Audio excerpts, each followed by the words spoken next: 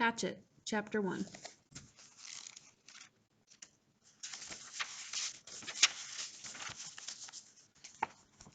Brian Robson stared out the window of the small plane at the endless green northern wilderness below.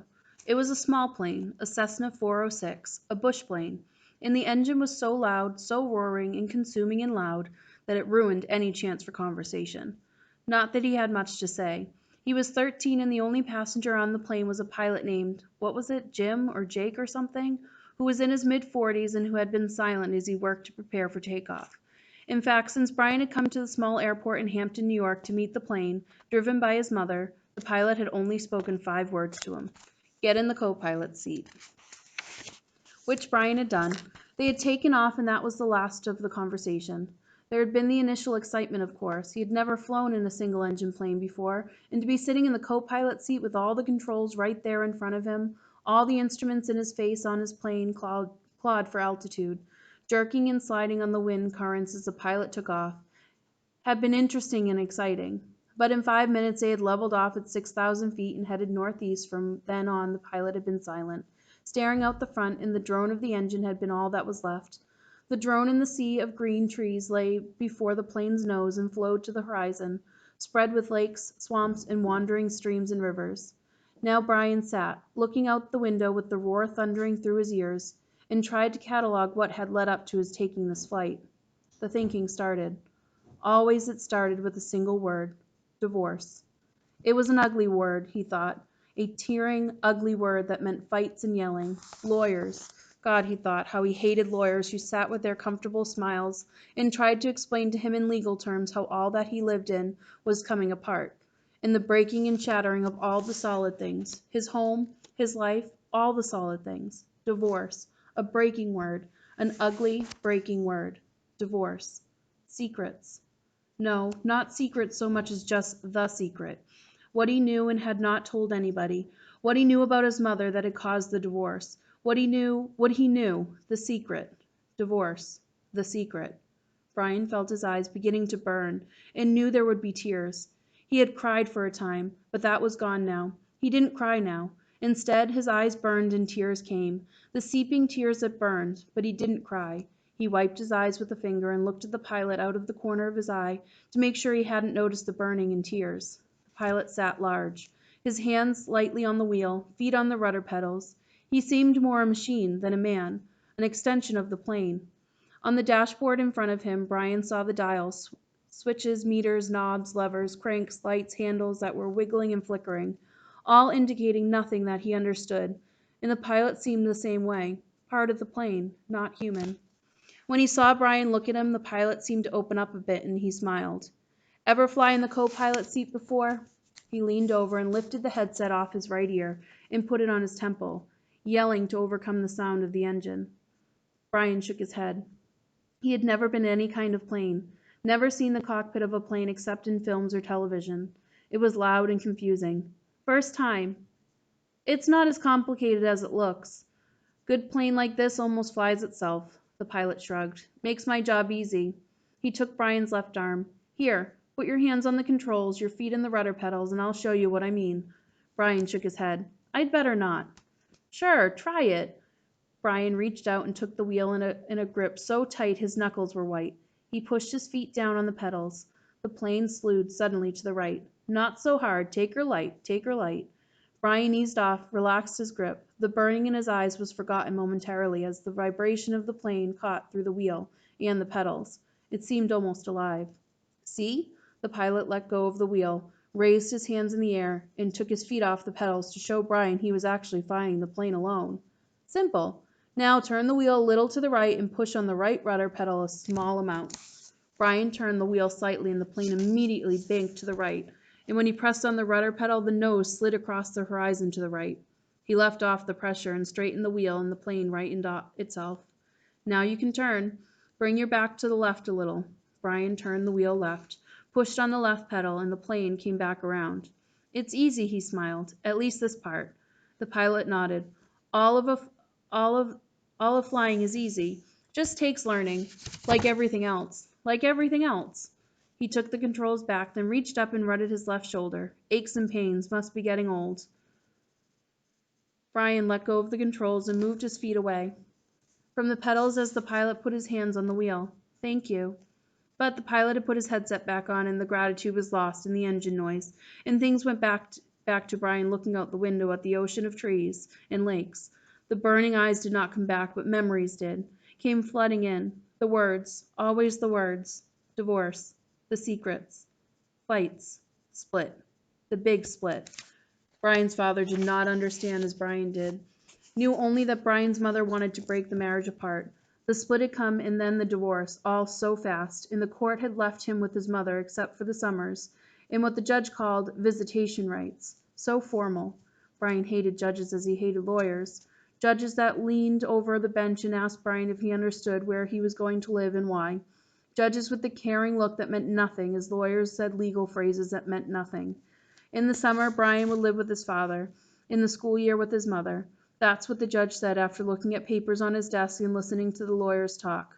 Talk. Words. Now the plane lurched slightly to the right, and Brian looked at the pilot.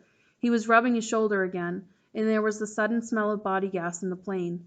Brian turned back to avoid embarrassing the pilot, who was obviously in some discomfort. Must have stomach troubles. So this summer, this first summer, when he was allowed to have visitation rights with his father, with the divorce, only 1 month old, Brian was heading north. His father was a mechanical engineer who had designed or invented a new drill bit for oil drilling, a self-cleaning, self-sharpening bit. He was working in the oil fields of Canada, up on the tree line where the tundra started and the forest ended. Brian was riding up from New York with some drilling equipment. It was lashed down in the rear of the plane next to a fabric bag that the pilot had called a survival pack, which had emergency supplies in case they had to make an emergency landing. That had to be specifically made in the city, riding in the bush plane with the pilot named Jim or Jake or something who had turned out to be an all right guy, letting him fly and all. Except for the smell. Now there was a constant odor, and Brian took another look at the pilot, found himself rubbing the shoulder and down the arm now, the left arm, letting go more gas and wincing. Probably something he ate, Brian thought. His mother had driven him from the city to meet the plane at Hampton, where it came to pick up the drilling equipment. A drive in silence, a long drive in silence. 2.5 hours of sitting in the car, staring out of the window of the plane. Once after an hour, when they were out of the city, she turned to him. Look, can't we talk this over? Can't we talk this out? Can't you tell me what's bothering you? And there were the words again. Divorce. Split. The secret. How could he tell her what he knew? So he had to remain silent, shook his head and continued to stare, unseeing at the countryside, and his mother had gone back to driving, only to speak to him one more time when they were close to Hampton. She reached over the back of the seat and brought up a paper sack. I got something for you, for the trip. Brian took the sack and opened the top. Inside there was a hatchet, the kind with a steel handle and a rubber hand grip. The head was in a stout leather case that had a brass riveted belt loop. It goes on your belt. His mother spoke now, without looking at him. There were some farm trucks on the roads now, and she had to weave through them and watch traffic. The man at the store said you could use it, you know, in the woods with your father. Dad, he thought. Not my father. My dad. Thanks. It's really nice. But the words sounded hollow, even to Brian. Try it on. See how it looks on your belt. And he would normally have said no, that it looked too hokey to have a hatchet on your belt. Those were the normal things he would say, but his voice was thin, had a sound like something thin that would break if you touched it, and he felt bad for not speaking to her, knowing what he knew, even with the anger, the hot white hate of his anger at her. He still felt bad for not speaking to her, and so to humor her, loosened his belt and pulled the right side out and put the hatchet on and rethreaded the belt. Scooch around so I can see. He moved around in the seat, feeling only slightly ridiculous. She nodded. Just like a scout, my little scout. And there was the tenderness in her voice that she had when he was small, the tenderness that she had when he was small and sick, with a cold, and she put her hand on his forehead, and the burning came into his eyes again, and he had turned away from her and looked out the window, forgotten the hatchet on his belt, and so arrived at the plane with the hatchet still on his belt. Because it was a bush flight from a small airport, there had been no security, and the plane had been waiting, with the engine running, when he arrived, and he grabbed his suitcase and packed bag and ran for the plane without stopping to remove the hatchet. So it was still on his belt. At first he had been embarrassed, but the pilot had said nothing about it, and Brian forgot it as they took off and began flying. More smell now. Bad. Brian turned again to glance at the pilot, who had both hands on his stomach and was grimacing in pain, reaching for the left shoulder again as Brian watched. "Don't know, kid." The pilot's words were a hiss, barely audible. "Bad aches here. Bad aches. Thought it was something I ate, but—" He stopped as a fresh spasm of pain hit him. Even Brian could see how bad it was. The pain drove the pilot back into the seat, back and down. "I've never had anything like this." The pilot reached for the switch on his mic cord, his hand coming up in a small arc from his stomach, and he flipped the switch and said, This is flight 46." And now a jolt took him like a hammer blow, so forcefully that he seemed to crash back into the seat. And Brian reached for him, could not understand at first what it was, could not know. And then he knew. Brian knew. The pilot's mouth went rigid. He swore and jerked a short series of slams into the seat, holding his shoulder now. Swore and hissed. "Chest! Oh God, my chest is coming apart!" Brian knew now. The pilot was having a heart attack. Brian had been in the shopping mall with his mother when a man in front of the Paisley store had suffered a heart attack. He had gone down and screamed about his chest. An old man, much older than the pilot. Brian knew. The pilot was having a heart attack, and even as the knowledge came to Brian, he saw the pilot slam into the seat one more time. One more awful time he slammed back into the seat, and his right leg jerked, pulling the plane to the side in a sudden twist, and his head fell forward, and spit came. Spit came from the corners of his mouth, and his legs contracted up into the seat, and his eyes rolled back into his head until there was only white.